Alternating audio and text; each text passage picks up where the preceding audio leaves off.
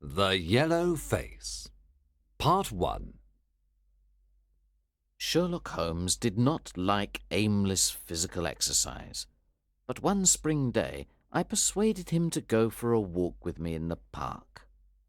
We walked for 2 hours, and it was almost 5 when we returned to Baker Street.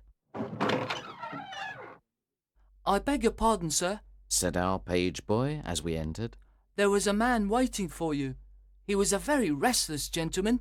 He walked all around the room saying, 'Isn't Mr. Holmes going to return?' Finally, he left." You see, Holmes said to me. I needed a case, and now I have lost this one because we went for a walk in the park. Hello? That's not your pipe on the table? Well, that man must have a very big problem, because he left his pipe. It is obvious that he likes this particular pipe very much. "How do you know that he likes it very much?" I asked. Well, Explained Holmes. I think this pipe costs around 7 and 6pence. Now, look, it has been mended twice with silver bands that probably cost more than the pipe itself. So this man must like his pipe very much, if he prefers to mend it instead of buying a new one with the same money. Just then, as Holmes was talking, we heard someone walking up the stairs, and then a man walked into the room without knocking. "I beg your pardon," said the man. "I should have knocked, but I am very upset, and I need help." The man then took off his hat and sat down on a chair. My dear Mr. Grant Munro, Began Holmes. Our visitor jumped from his chair. "What? He cried. You know my name?" if you want to preserve your incognito, Said Holmes, smiling. then you should not write your name on the inside of your hat, or else you should turn the inside of your hat away from the person whom you are addressing. Anyway, my friend and I have heard many strange secrets in this room, and we have had the fortune to help many people. Please tell us the facts of your case. "The facts are these, Mr. Holmes. He said. I have been married for 3 years, and my wife and I were very happy until last Monday. Suddenly, a barrier appeared between us, and she has become like a stranger to me. I want to know why. But, Mr. Holmes, I am sure that my wife loves me." Please let me have the facts, Mr. Munro. Said Holmes with some impatience. Effie, my wife, was a young widow, only 25 years old when I met her. Her name then was Mrs. Hebron. She went to America when she was very young and lived in the town of Atlanta, where she married a man called Hebron, who was a lawyer. They had one child, but there was a yellow fever epidemic there, and both her husband and child died of it. I have seen his death certificate. After this tragedy, she decided to leave America and come back to England to live with her aunt. I should also mention that her husband left her a large amount of money. This money was invested, and she can live very well with the income from it. She met me after 6 months in England. We fell in love with each other, and we married a few weeks afterwards. I am a hop merchant, and I too have a good income. We rented a nice house in the country near Norbury. There is an inn and 2 houses near our house, and a single cottage across the field in front of our house. Until this recent incident, my wife and I lived very happily there. There is one more thing I should tell you. When we married, my wife put all her money in my name. I did not think this was a good idea, but she insisted. Well, about 6 weeks ago, she came and asked me for some. "Jack," She said, when you took my money, you said that if I ever wanted some, I should just ask you. "Certainly," I said. "It's your money. How much do you want?" £100. She said. "What for?" I asked, very surprised by the large amount. "Oh," She said playfully. you said that you were only my banker, and bankers never ask questions, you know. I was not happy about this because this was the first time that there was a secret between us, I gave her the cheque and forgot about the matter. It may have nothing to do with what happened afterwards, but I thought that I should mention it. Anyway, I told you that there is a cottage near our house. Well, I like walking past that cottage, and last Monday, as I walked past the cottage, I saw an empty van going away from the cottage and furniture in front of the cottage. Someone was finally going to live there. I was looking at the cottage when suddenly I saw a face watching me from an upper window. There was something strange about the face, Mr. Holmes, that frightened me. I was not very near, but there was something unnatural and inhuman about the face. It was yellow and rigid. I walked closer to the house, but the face suddenly disappeared. Then I went to the door and knocked. A tall woman answered the door. I told her that I was her neighbour and asked her if she needed any help.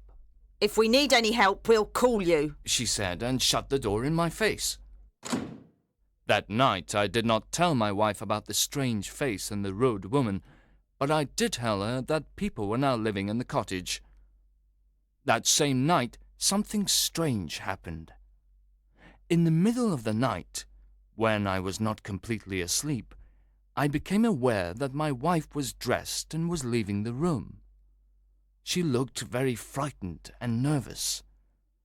I waited for about 20 minutes, and then she returned. "Where have you been, Effie?" I asked as she entered. She moved back quickly with fright. Are you awake, Jack? She cried with a nervous laugh. She told me that she had wanted some fresh air, but I did not believe her. What was my wife hiding from me? The next day I had to go to the city, but I was so worried about my wife that I returned early to Norbury at about 1 o'clock. Walking home, I went past the cottage. I stopped for a minute in front of it to look for that strange face. As I stood there, imagine my surprise, Mr. Holmes, when the door suddenly opened and my wife walked out. Oh, Jack! She said. I came here to see if our new neighbours needed anything. Why are you looking at me like that? Are you angry with me? So, I said, this is where you went during the night. What do you mean? She cried. You came here. I am sure of it. Who are these people? I have not been here before. I know you are not telling me the truth. I'm going to enter the cottage and discover the truth. Please don't go in, Jack. She cried. I promise that I will tell you everything someday, but if you enter now, you will cause great sadness. Then she held me tightly, and I tried to push her off. Trust me, Jack. She cried. You will not be sorry. If you come home with me, all will be well. If you force your way into that cottage, our marriage is finished. I will trust you, I said, if you promise never to come here again. She was greatly relieved. Then, as we started to leave, I looked up, and there was that yellow face watching us out of the upper window.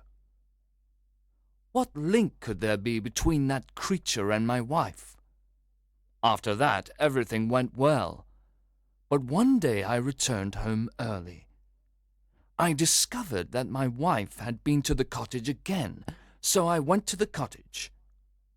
I walked into the house and found no one. But upstairs I found a comfortable room, and on the mantelpiece stood a full-length photograph of my wife. I am sure that our maid had warned them that I was arriving, and they all went away. That is why I didn't find anyone there. When I saw my wife again, I told her that there could be no peace between us until she told me the truth. That was yesterday, Mr. Holmes, and then I decided to come and see you for help. After hearing this strange story, Holmes sat silent for a few minutes, thinking. Then he said, Are you sure that the yellow face was a man's face? Each time I saw it, he replied, I saw it from a distance, so I am not sure. When did your wife ask you for the money? asked Holmes. Almost 2 months ago. Have you ever seen a photograph of her first husband? No, there was a great fire in Atlanta after her husband's death, and all her papers were destroyed. And yet she had a death certificate. Have you ever seen it? Yes, she got a duplicate after the fire. Have you ever met anyone who knew your wife in America? No, Has she ever talked about visiting America again? no, Has she ever received letters from there? no, I don't think so. Thank you. Concluded Holmes. Now, go back to Norbury, and when you see that those people have returned to the cottage, call us. It will be easy to solve this mystery. Part 2. Then Mr. Grant Munro left, and Holmes and I discussed the case. I am afraid that this is a case of blackmail, Said Holmes. And who is the blackmailer? I asked. Well, it must be that creature with the yellow face. Upon my word, Watson, there is something very attractive about that yellow face at the window, and I would not miss this case for worlds. Have you got a theory? I asked. Yes, Holmes replied. I think her first husband is in the cottage. This is what I think happened. This woman was married in America. Her husband got a terrible disease. That is why he has that horrible yellow face. She ran away from him at last and came back to England, where she changed her name and started a new life. After 3 years of marriage, she feels safe again. But her first husband, or some unscrupulous woman attached to him, discovers where she lives. They write to her and tell her to send them £100, or they will tell her new husband everything. When her husband tells her that someone is living in the cottage, she knows that they are her blackmailers. In the middle of the night, while her husband is sleeping, she decides to go to the cottage. That night, she is not able to convince her blackmailers to leave her alone, so she returns the next day. That was when her husband saw her coming out of the house. She then promises her husband that she will not return, but she wants to get rid of her blackmailers. She decides to go again, and this time she brings a photograph, which they probably asked her for. Fortunately for her, her maid warns her that her husband is coming, and she and her blackmailers leave the house in time. Now we can do nothing except wait for Mr. Munro to call us, and then we will see if my theory is correct. We did not have to wait long. After tea, we received a message from Mr. Munro saying, There are people in the house. That night, Holmes and I took a train to Norbury. Mr. Munro was waiting for us at the station, and he took us to the cottage. When we arrived there, Holmes asked Mr. Munro if he was sure he wanted to enter the cottage. Mr. Munro said he was sure, and we went to the door of the cottage. As we approached the door, a woman suddenly appeared. It was Effie. For God's sake, don't, Jack! She cried. Trust me! I have trusted you too long, Effie. He cried sternly. Let go of me. My friends and I are going to solve this mystery. We rushed up the stairs to the lighted room. In one corner there was a desk, and at that desk there appeared to be a little girl. Her face was turned away from us when we entered the room, but we could see she was wearing a red dress and long white gloves. She turned around to us, and I gave a cry of surprise and horror. Her face was the strangest yellow colour, and it had absolutely no expression. A moment later the mystery was explained. Holmes, with a laugh, put his hand behind the ear of the little girl and pulled off the mask. And there was a little coal-black girl. She laughed. And I laughed too, but Grant Munro stood staring with his hand holding his throat. My God! He cried. What does this mean? I will tell you everything. cried his wife with a proud face. You have forced me, and now we must both accept the situation. My husband died at Atlanta. My child survived. Your child? Cried Grant Munro. She pulled out a locket, and inside the locket was the picture of a very handsome and intelligent man, but a man who was obviously of African descent. This is John Hebron of Atlanta, said Mrs. Munro. and he was a very noble man. I cut myself off from my race to marry him, but I never regretted it for a moment. Unfortunately, our only child took after his people rather than mine. She's very dark, but she is my dear little girl. When the little girl heard these words, she ran to her mother. I left her in America with a trusted servant, Mrs. Munro continued. because she was not very healthy, but I never considered abandoning her. When I met you by chance and learned to love you, I was afraid to tell you about my child. I was afraid to lose you. I kept her existence a secret from you for 3 years. But finally, I had to see my little girl.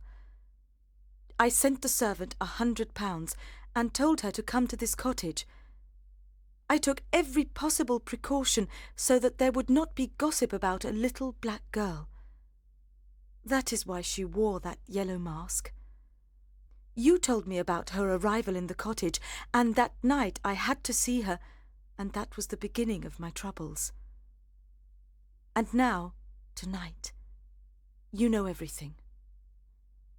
What are you going to do about me and my child? Mr. Grant Munro did not say anything for 2 minutes, and his answer was one of which I love to think.